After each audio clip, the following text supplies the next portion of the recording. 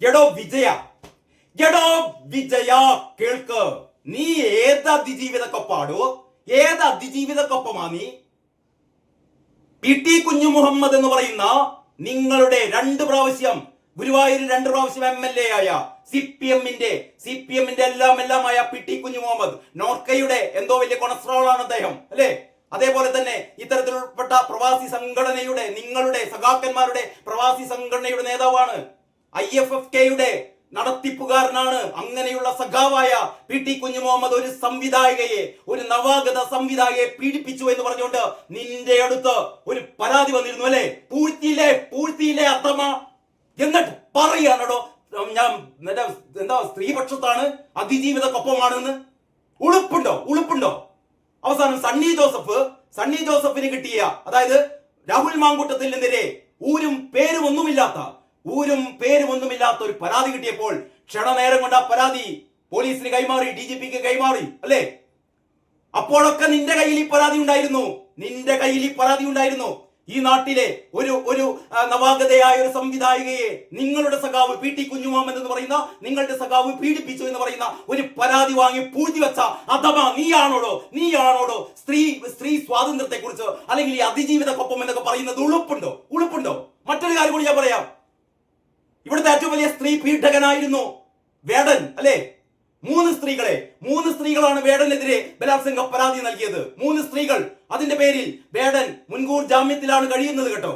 മുൻകൂർ ജാമ്യത്തിൽ കഴിയുകയാണ്. അതിനു മുമ്പ് ഒരു തൃശ്ശൂരിലെ ഒരു അതിജീവിത പറയുന്നത് ഏറ്റവും നമ്മൾ കേട്ടാൽ നമ്മൾ ഞെട്ടിപ്പോകുന്ന തരത്തിലുള്ള കൊടിയ, ഒരുപക്ഷെ കേരളത്തിൽ ഇന്നോളം ഉണ്ടായിട്ടുള്ള ഏറ്റവും വലിയ സ്ത്രീ പീഡനം, ഏറ്റവും വലിയ ബലാത്സംഗം, അതിക്രൂരമായ ബലാത്സംഗം ചെയ്തിട്ട് സ്വന്തം സുഹൃത്ത് സദസ്സുകളിൽ പോയി പറയുകയാണ്, ഞാൻ അവളെ അതിക്രൂരമായി ബലാത്സംഗം ചെയ്തു, അവൾ ഇനി എഴുന്നേറ്റ് നടക്കില്ല, അവൾ ഞൊണ്ടിയിട്ടായിരിക്കും നടക്കുക, ഞാൻ അവളെ ആ രീതിയിൽ മൃഗീയമായി ബലാത്സംഗം ചെയ്തു എന്ന് പറഞ്ഞ് ആഹ്ലാദിക്കുന്ന വേടനെ കുറിച്ച് അത് ഒരു അതിജീവിത കണ്ണീരൊഴുക്കുന്നുണ്ട് കേട്ടോ. ഇപ്പോഴും തൃശ്ശൂരിൽ അവരിതുവരെ പോലീസിലെത്തിയിട്ടില്ല. കാരണം അവർക്കറിയാം നീതി കിട്ടില്ല എന്ന്. 3 സ്ത്രീകൾ പരാതിപ്പെട്ടു. മുഖ്യമന്ത്രിക്ക് പരാതി നൽകി. അതിന്റെ പേരിൽ കേസ്, അല്ലെ? കേസ്, FIR, കോടതി നടപടികൾ. അതിനിടക്ക് വേടന് ജാമ്യവും കിട്ടി. ആ വേടനെയാണ് ഏറ്റവും വലിയ കവി, ഏറ്റവും വലിയ പാട്ടെഴുത്തുകാരൻ എന്നൊക്കെ പറഞ്ഞ് സംസ്ഥാന സർക്കാർ കിരീടം അണിയിച്ചു കൊടുത്തത്. അതാണ്. എന്നിട്ട് പറയാണ് ഞങ്ങൾ അതിജീവിതക്കൊപ്പമാണെന്ന്. പറയുന്നതിനൊരു ഉളുപ്പ് വേണ്ടടോ വിജയ. നീ അതിജീവിതക്കൊപ്പം അല്ലടോ. അതിജീവിതക്കൊപ്പം ആയിരുന്നുവെങ്കിൽ വേടന് സംസ്ഥാന അവാർഡ് കൊടുക്കുമായിരുന്നില്ല കേട്ടോ.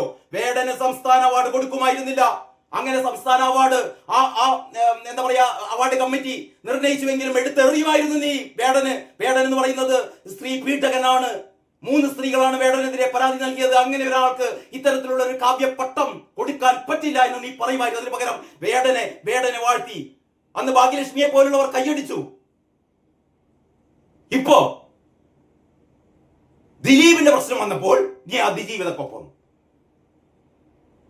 ഇതൊക്കെ കാണുന്നുണ്ട്, കേരളത്തിലെ ആൾക്കാർ കാണുന്നുണ്ട് കേട്ടോ. പി ടി കുഞ്ഞു മുഹമ്മദ് ഈ സ്ത്രീ പീഡനം നടത്തിയെന്ന് പറയുമ്പോൾ ആർക്കും പ്രശ്നമില്ല. ഭാഗ്യലക്ഷ്മി മിണ്ടുന്നില്ല. ഭാഗ്യലക്ഷ്മി ഈ ദിലീപിന്റെ കേസിലെ അതിജീവിതക്കൊപ്പം മാത്രമേ ഉള്ളൂ. പി ടി കുഞ്ഞു മുഹമ്മദിനെ നവാഗതരായ സംവിധായികമാരെ പീഡിപ്പിക്കാം, അതിൽ ഭാഗ്യലക്ഷ്മിക്ക് പൊള്ളില്ല. അവരൊന്നും മിണ്ടുന്നില്ല. കാരണം എന്താ മിണ്ടാത്തത്? സഖാക്കന്മാർക്കൊക്കെ ചെയ്യാം. സഖാക്കന്മാർക്ക് പെൺകുട്ടികളെ പീഡിപ്പിക്കാം. പോലീസിന് നേരെ ബോംബെറിഞ്ഞ് 20 വർഷം തടവിന് ശിക്ഷിക്കപ്പെട്ട പ്രതികൾക്ക് വേണ്ടി ജയ് വിളിക്കും. പയ്യന്നൂരിലെ പോരാളികളെ എന്ന് ജയ് വിളിക്കുന്ന ആൾക്കാർക്ക് നീതിപീഠം ദിലീപിനെ വെറുതെ വിട്ടപ്പോ അതവർക്ക് മനസ്സിലാവില്ല. ദിലീപിനെ വെറുതെ വിട്ടപ്പോൾ അതവർ അംഗീകരിക്കില്ല. കോടതി വെറുതെ വിട്ട ദിലീപിനെ അവർക്ക് അംഗീകരിക്കാൻ പറ്റില്ല. ദിലീപ് ഇപ്പോഴും കുറ്റവാളിയാണ്. കോടതി 20 വർഷം കഠിന തടവിന് ശിക്ഷിച്ച പോലീസുകാർക്ക് നേരെ ബോംബെറിഞ്ഞ ആ ക്രിമിനലുകളെ മുദ്രാവാക്യം വിളിച്ച് അവർ വരവേൽക്കും. പയ്യന്നൂരിലെ പോരാളികളെ.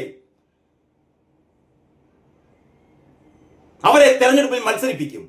ടി പി കേസിൽ 13ാം പ്രതി കുഞ്ഞനന്ദൻ, അല്ലെ? കുഞ്ഞനന്ദന് ജീവപര്യന്തം ശിക്ഷയായിരുന്നു. CPM ആരെങ്കിലും പറയോ കുഞ്ഞനന്ദൻ കുറ്റവാളിയാണെന്ന്? കുഞ്ഞനന്ദൻ വിശുദ്ധനാണ്. കുഞ്ഞനന്ദേട്ട എന്ന ആരുടെ KK ശൈലജയുടെ വിളി ഇപ്പോഴും അന്തരീക്ഷത്തിൽ മുഴങ്ങുന്നുണ്ട് കേട്ടോ.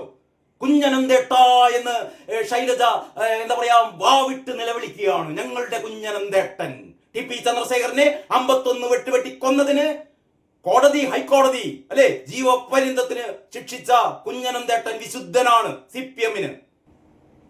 സെഷൻസ് കോടതി ഒരു കുറ്റവും ചെയ്തിട്ടില്ല, ഒരു കുറ്റവും തെളിയിക്കാൻ പറ്റിയിട്ടില്ല, പൂർണ്ണ സ്വതന്ത്രനാണ്, കുറ്റവിമുക്തനാണ് എന്ന് പറഞ്ഞ ദിലീപ് ഇവർക്കിപ്പോഴും ഏറ്റവും വലിയ ക്രിമിനൽ, ഏറ്റവും വലിയ സ്ത്രീ പീഡകൻ, തൂക്കിക്കൊല്ലണം എന്ന് പറയുന്നു.